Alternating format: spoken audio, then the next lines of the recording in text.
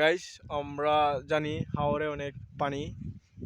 আমরা ভাবছি হয়তো বৃষ্টির কারণেই সেই পানি, কিন্তু আমি জানি এটা আমাদের বৃষ্টির কারণে এত পানি হতেই পারে না, এটা ইন্ডিয়ার পরিকল্পনা।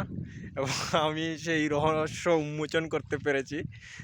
এখানে এসে জানতে পারলাম যে এদিকে মানে গতকালকে প্রচুর স্রোত ছিল, মানে ইন্ডিয়ার তারা মানে পানি ছাড়ছে আর কি, যে কারণে অনেক স্রোত হয়েছে এবং এদিকে অনেক পানি ছিল। এবং এইখানে এই যে আপনারা দেখতে পাচ্ছেন আজকে বালি, এইখানে কিন্তু পানিতে ভরপুর ছিল। ওই যে সামনে টিলা রয়েছে একটা বালির, ওইখানেও পানি ছিল।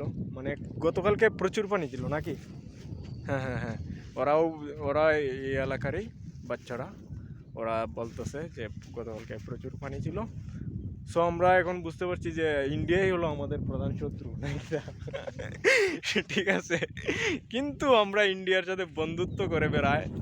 এই বিএনপি আওয়ামী লীগ শালার বেটারা, ওদেরকে ধরলে এমন মার আমি তোরা যে কেউ বিরাই যেত না। একবার অভ্যুত্থান হয়েছে, কোনো অভ্যুত্থান হয়েছে, জুলাই কোনো অভ্যুত্থান আবার হবে ইনশাল্লাহ।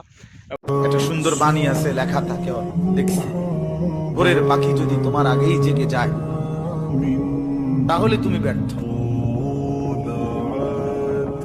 ভোরের পাখি যদি তোমার আগেই উঠে যায় তুমি ব্যর্থ। তোমার আগে উঠবে কেন? তুমি মানুষ, আশরাফুল মাখলুকাত, আল্লাহর সর্বশ্রেষ্ঠ সৃষ্টি, তুমি তো আগে উঠবার কথা। তোমরা এই কি জীবন বাছাই করে নিছো ছেলেরা? তোমরাই বলতে পারো বাবা। তোমার জন্য আমি আটকাবো না, আমার জন্য তুমি আটকাইবা না। কেউ কারোর জন্য আটকাবে না ছেলেরা, মনে রেখো। একদিন তোমার বাপের মতো করে কবরে চলে যাবে। এই যাই দৌড়ঝাঁপ করছে বেচারা কামাই করার, একদিন। আসসালামু আলাইকুম গাইস, আমরা এখন আছি জাদুকাটা নদীতে। এই যে আপনারা দেখতে পাচ্ছেন বিশাল বড় জাদুকাটা নদী, এবং আমি আছি জাদুকাটা নদীর বালুর চরে। গাইস, আপনারা দেখতে পাচ্ছেন এখন প্রচুর পানি।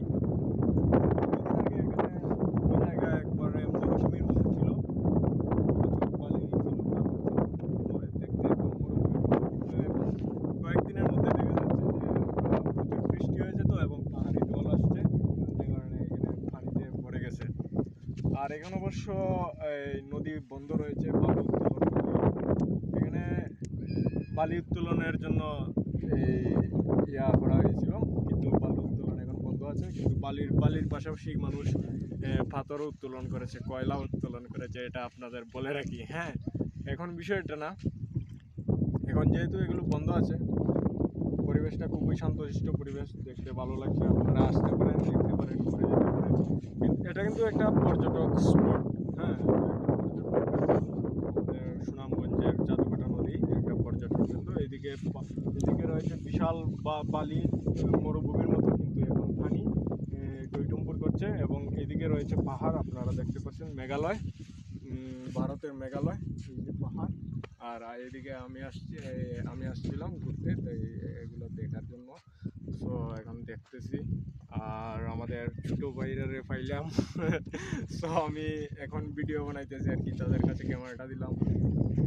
আর দেখতে পাচ্ছি আমরা পরিবেশটা মোটামুটি মেঘলা পরিবেশ, ভালোই লাগছে। এদিকে অবশ্য বৃষ্টি একটু মনে হয় কম হচ্ছে, কারণ পাহাড়ি এলাকা না, একটু বৃষ্টি কম হয়, কিন্তু আমাদের এলাকায় গেলে দেখা যাবে এখন বৃষ্টি হচ্ছে। সো গাইস, এটাই ছিল বলার। আজকে আমরা এলাম ঘুরতে, এবং নদী আছে বন্ধ, এবং নদীটা খুবই শান্তশিষ্ট। দেখি